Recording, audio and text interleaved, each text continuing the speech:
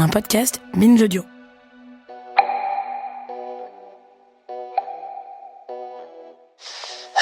5, 4, 3, 2, 1, 0. Salut, c'est Thomas Rozek.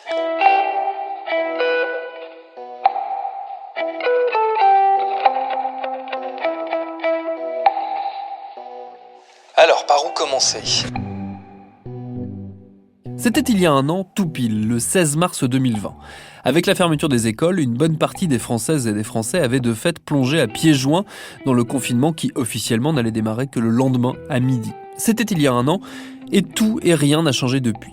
Tout car nous ne sommes plus dans la situation quasi insouciante du début 2020, tout car nous en savons plus sur le virus, plus sur les moyens de s'en protéger, et que l'arrivée des vaccins offre au moins la perspective d'une amélioration. Mais rien car un an après, on se retrouve peu ou prou dans une situation qui ressemble chaque jour un peu plus à celle de mars 2020. Des réas saturés, des contaminations qui explosent, des restrictions qui s'annoncent. Pour autant, plus jamais nous ne vivrons sans doute l'étrange stupeur qui l'an dernier nous saisissait toutes et tous. À cette époque, pendant les premières semaines du confinement, nous avions décidé ici de documenter cette bizarrerie sous toutes ses formes, dans le personnel, dans le professionnel, dans l'intime et dans le commun. Pour fêter, façon de parler, cet étrange anniversaire, on a décidé de tout réécouter et d'en tirer cet épisode du jour un peu spécial. Bienvenue dans Programme B.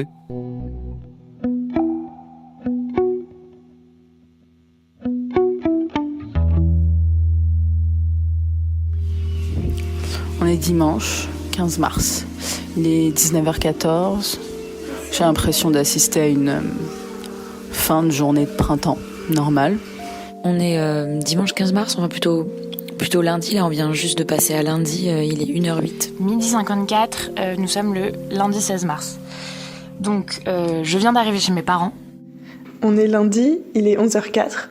Je crois que ça commence à me filer un peu des angoisses et malgré tout, j'ai une sensation un peu grisante de faire partie d'un truc historique, d'être témoin d'un événement incroyable et du coup c'est une sensation qui est un peu bizarre.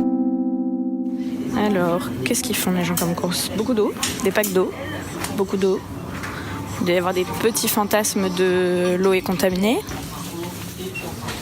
Ah ouais, putain. Là, c'est un caddie rempli de bouteilles d'eau. Il y a un truc que j'ai raté ou quoi ? Ouais, les gens se ruent sur l'eau. Bon, clairement, dans les yeux des gens, c'est l'inquiétude. Je viens d'aller faire les courses. J'y suis allé avec des gants en plastique et des gants en latex. Je me suis dit quand même c'est un peu exagéré. Puis en fait, dans la rue, il y a plein de gens qui ont des gants, qui ont des masques, qui mettent leur écharpe sur leur nez.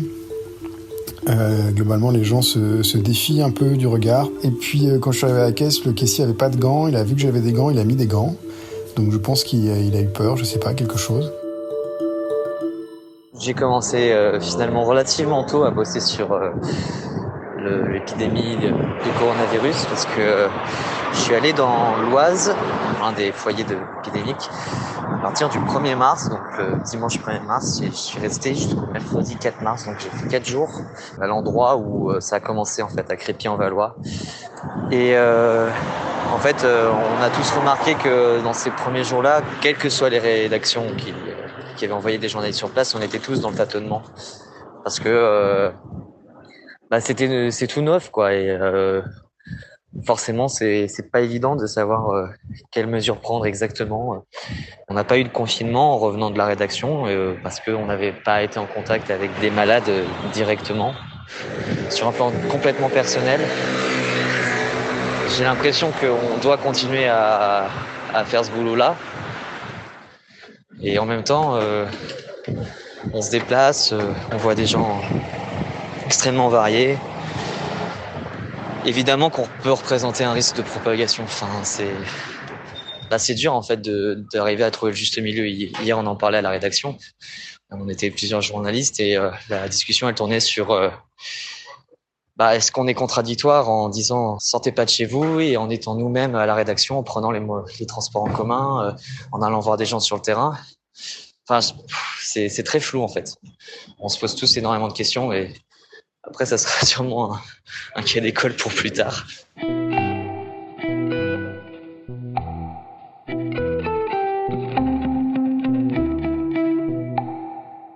Alors moi personnellement, je le vis très très mal. Moi, je vis mal parce que, en fait, je pensais pas réagir de cette façon-là parce que je suis soignante et pleine de volonté. J'adore ça. Hein. Mais là, je m'aperçois que je deviens pas égoïste, mais enfin, comment vous dire ? J'ai peur pour moi, en fait. J'arrive même plus à... Avant, je m'occupais que des autres. Je prenais soin tout le temps des autres, jamais de moi, en fait. Et là, je commence à... Mais ça fait 2-3 jours que je vis très mal, quoi. Là, on vient de perdre une dame du corona. Les visites sont complètement interdites. La personne, une fois décédée, n'a pas ses soins mortuaires. Elle est mise en sac. Elle est mise en bière. Excusez-moi, hein, j'ai encore la larme à l'œil. Enfin, vous mourrez seul. Et puis on vous met dans un sac, dans une bière, vous le voyez plus. Enfin, la famille ne voit plus son défunt. Enfin, la personne qu'elle vient de perdre, quoi. On a un chef de service qui est très à l'écoute et qui, là pour l'instant, au niveau matériel et tout ça, on n'a pas de crainte, ça discute bien. Là, on a des infirmières hygiénistes qui essayent de cadrer tous les protocoles parce que forcément on n'est pas prêt. Là tout à l'heure on a reçu un patient, on était un petit peu oula, alors attends, c'est pas comme ça, c'est comme ça. Il faut bien rester. Voilà, c'est en train de se mettre en place. Les prochains sera, voilà, ça deviendra une comment ça deviendra une habitude, ouais. Voilà. On est du médical, hein. On aime notre métier, c'est ce qui va nous aider aussi. Mais là, on commence à se battre pour essayer de faire revaloriser un petit peu notre métier. Peut-être que l'épidémie va nous servir, malheureusement. On espère, et quoique, j'en suis pas convaincue. Ah ouais, non, mais moi, le héros, ça m'intéresse pas du tout, quoi. D'autant plus que là, on nous traite tous de héros, mais c'est là où on se sent encore moins héros. Enfin, on nous enlève les aides de plus en plus. On n'est pas considéré. Moi, ça fait 8 ans que je suis à l'hôpital. Je suis toujours pas titularisée, par exemple. Je touche 1 100 € par mois. Et en fait, là, on nous dit, vous êtes des héros. Enfin, on est des héros de rien. C'est qu'on n'a pas le droit de faire grève. Là, on va être en plan blanc. On va être d'astreinte. Oui, on le sait quand on fait ce métier qu'il risque d'arriver des choses comme ça. Mais, enfin, voilà, on est de la merde. Du coup, moi, je travaille en grande surface. Je suis employée de rayon, donc je mets en rayon les produits que l'on reçoit pour que les clients puissent les acheter. Et dernièrement, donc avec le Covid-19, c'est un peu la cohue dans les magasins, dans les très grands magasins, mais dans les tout petits aussi. Et ça commence déjà par des gestes basiques, donc des clients qui nous touchent, qui nous parlent très près. À côté de ça, nos employeurs ne nous fournissent pas de protection, donc on n'a pas de gants, pas de masque. Ce qui est très en vogue en ce moment, c'est de mettre du plexiglas devant les caisses, ce qui n'est pas une protection, une vraie protection en soi. Là encore ce matin, je suis allée au travail, c'est pas possible de voir 50 personnes dans le magasin. Je veux dire, soit vous faites des grosses courses d'un coup pour au moins une semaine. Juste ça, on vous dit pas de pas venir pendant 1 mois. Mais au moins une semaine, comme ça tourne régulièrement et on se retrouve pas à 100 dans un magasin qui fait 400 mètres carrés, quoi. C'est incroyable, vraiment.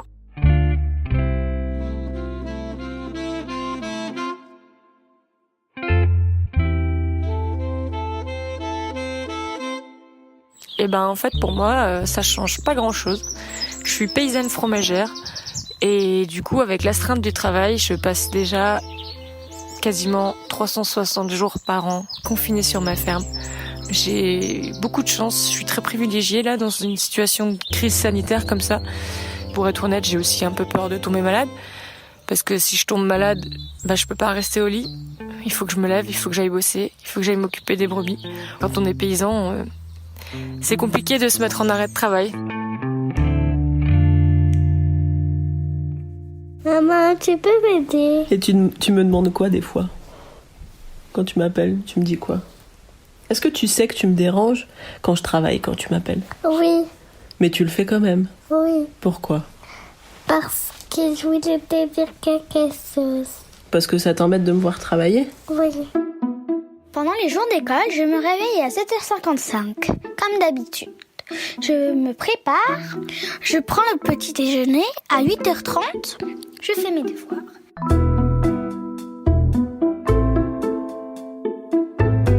Dans une métropole, la densité de population est soit faible, moyenne, élevée.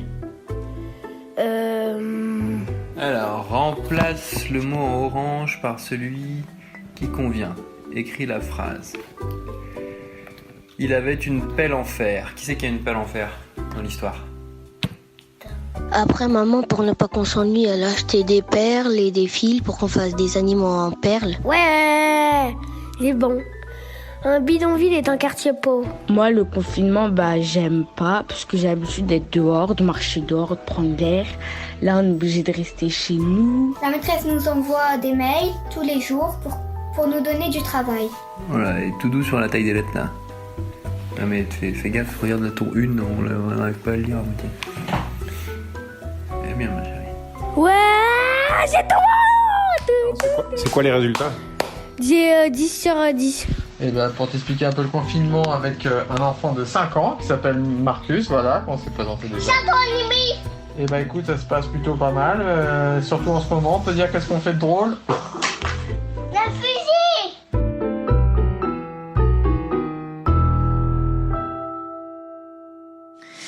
Moi, je suis étudiante en alternance et j'étudie dans une ville et je travaille dans une autre.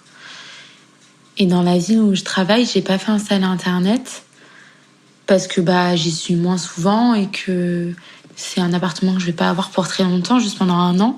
Et puis surtout, comme je travaille, au travail, j'ai accès à Internet. Sauf que là, du coup, je suis confinée dans l'appartement de la ville où je travaille, celui où il n'y a pas Internet. Et alors, c'est un appartement qui est dans une grande maison bourgeoise avec un grand jardin. On est 7 appartements dans cette maison. Et on a un jardin où on fait un potager partagé qui s'appelle le potager Pachamama. Les valeurs de la maison, c'est solidarité, bobo écolo, on mange des graines. Et du coup, comme j'ai pas Internet et que je suis confinée ici et que d'ici 10 jours, il va falloir que je commence à télétravailler, j'ai demandé à mes voisins s'ils voulaient bien partager leur wifi avec moi. Donc d'abord, j'ai demandé à ceux du haut, parce que je les connais, et ils m'ont répondu qu'en fait, ils n'avaient pas Internet chez eux, parce que elle, quand elle travaille, elle fait du partage de connexion avec son téléphone. Je ne l'ai pas précisé, mais on est 7 appartements et je capte beaucoup de réseaux Wi-Fi ici. Après, j'ai demandé à mon voisin d'à côté, celui que je connais le plus. Il a commencé à m'expliquer qu'en fait, il allume pas la Wi-Fi, pas tout le temps en tout cas, parce que il l'allume pas, mais il va la rallumer pour moi, et que le réseau, il s'appelle Bbox E. Voilà, il va changer le mot de passe et ce sera château avec un accent circonflexe surtout, et il ferme la porte. Et donc ça, c'était un peu plus tôt dans l'après-midi, et là, on est le soir. Et du coup, depuis, il n'y a pas de réseau qui s'appelle Bbox E. Je crois qu'en fait, il veut pas que je me connecte. Donc du coup, j'ai pas Internet, parce que mes voisins, ils veulent pas me prêter leur Wi-Fi. Donc je ne sais pas de quoi ils ont peur. Mais du coup, je suis confinée sans Internet, mais j'ai un beau jardin avec un potager partagé qui s'appelle Pachamama et avec les valeurs de la maison qui sont la solidarité.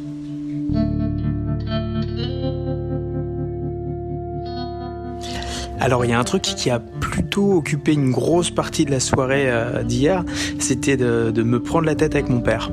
Voilà, sur un point de vue politique, sur un truc genre le classique, le repas du dimanche un peu arrosé. Pareil, sauf que là c'est tous les soirs. Donc voilà, ça va être long 15 jours. Ma relation avec mon frère, elle se passe très très mal à la maison. Et mon frère ne respecte pas les règles du gouvernement parce qu'il ne les accepte pas. De lui priver de la liberté qu'il a habituellement, pour lui, ce n'est pas possible. Il se voit donc jouer le rebelle et aller boire des apéros avec ses potes. Sauf qu'aujourd'hui, on a 2 parents de plus de 50 ans à la maison et on rigole pas avec ça. Je ne rigole pas avec ça. On essaie de lui faire comprendre qu'il met en danger tout le monde, qu'il ne respecte rien. Mais il ne comprend pas. Aujourd'hui, il ne comprend pas et on n'a aucun moyen pour essayer de lui faire comprendre.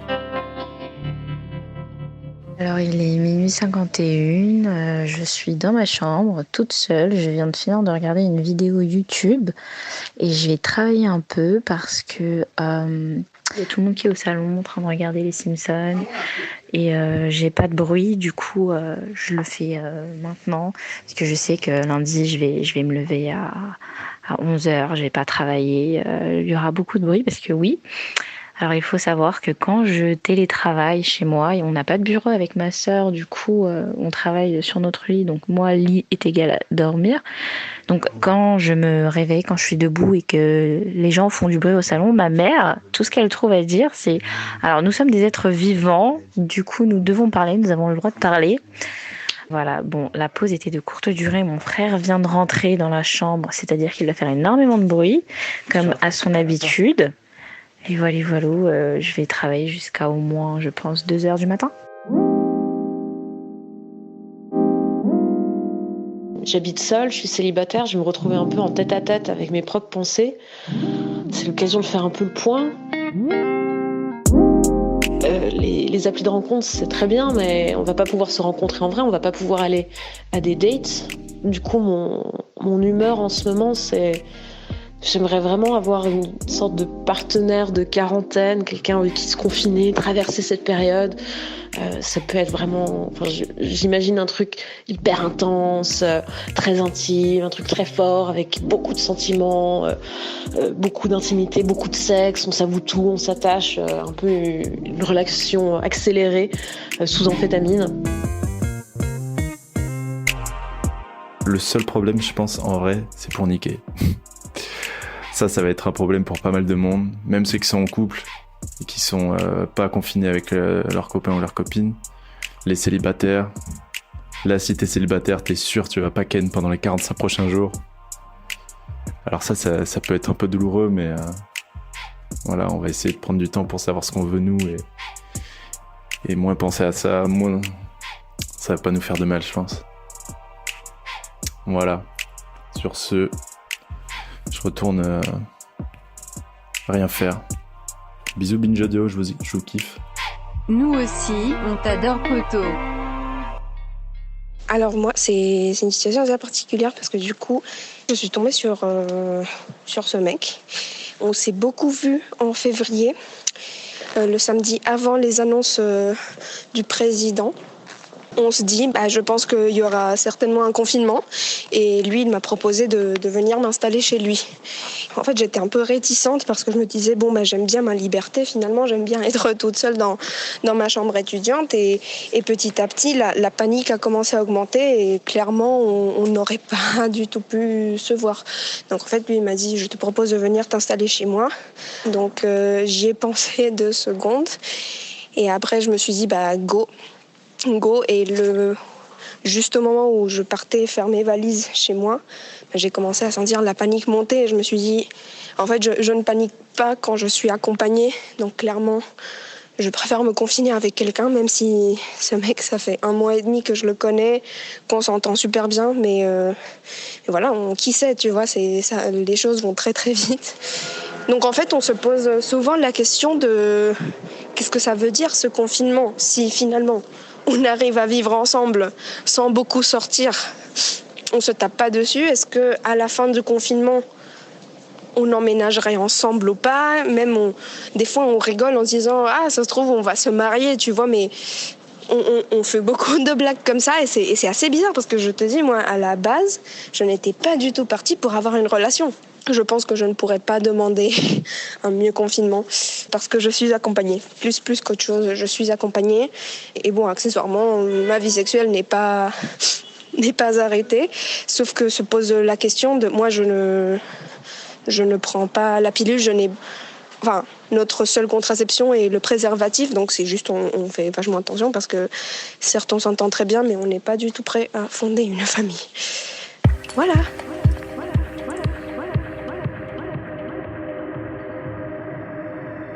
Je suis confinée en région parisienne, dans le Val-de-Marne. Je suis actuellement avec mon conjoint et mon bébé. C'est mon premier enfant, c'est ma première petite fille. Le 19 mars 2020, 2 jours après le début officiel du confinement, Meggy accouche d'une petite fille. Le jeudi 19, j'ai accouché dans une maternité, dans une hôpital privé. Donc j'avais pas on va dire, la pression d'un très gros hôpital de la PHP où déjà certains étaient déjà bien pleins à cause du Covid. Donc j'avais déjà ça en moins géré à traiter pour mon niveau de stress, on va dire. Donc moi j'ai eu de la chance puisque le lendemain il a pu assister à l'accouchement, rester avec moi pendant tout le temps du travail qui allait quand même durer 12 heures. Et restait 2 heures après la naissance de mon bébé. Mais ensuite, quand je devais retourner en chambre, il a dû partir. Et jusqu'à ce que je sorte de la maternité, 4 jours plus tard. Ensuite, on m'a dit qu'à partir du lendemain de mon accouchement, les pères n'étaient plus admis. Donc, les prochains qui devaient accoucher, ils allaient accoucher sans son conjoint. Ma famille ne pouvait pas venir me voir, quoi.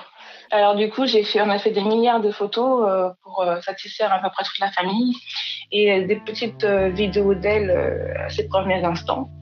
On a envoyé tout ça sur les réseaux sociaux et puis pour annoncer la nouvelle. Donc du coup, tout le monde a eu cette petite bride de photos et de vidéos et à peu près 1 à 2 fois par jour pendant toute la durée de mon séjour. Donc voilà, c'est comment ça s'est passé. Bon, week-end pas hyper intéressant, mais en même temps, je pense que c'est un peu le cas de tout le monde. Alors moi, j'ai littéralement passé mon week-end à lire, et juste à lire.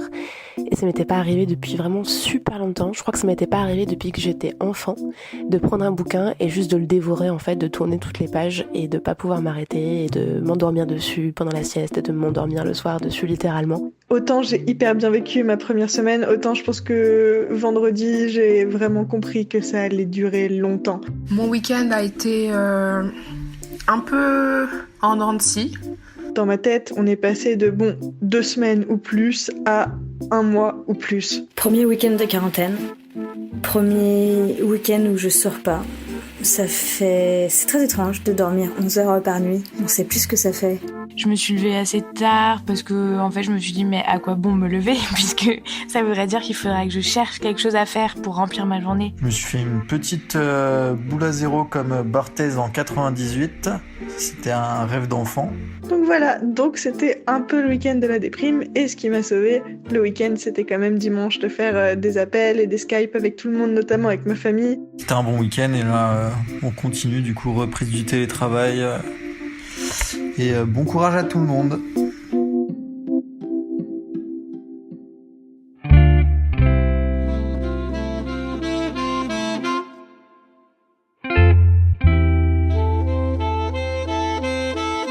Merci à Alexandre Ferreira d'avoir réalisé cet épisode préparé par Lauren Bess et Geoffrey Puitch.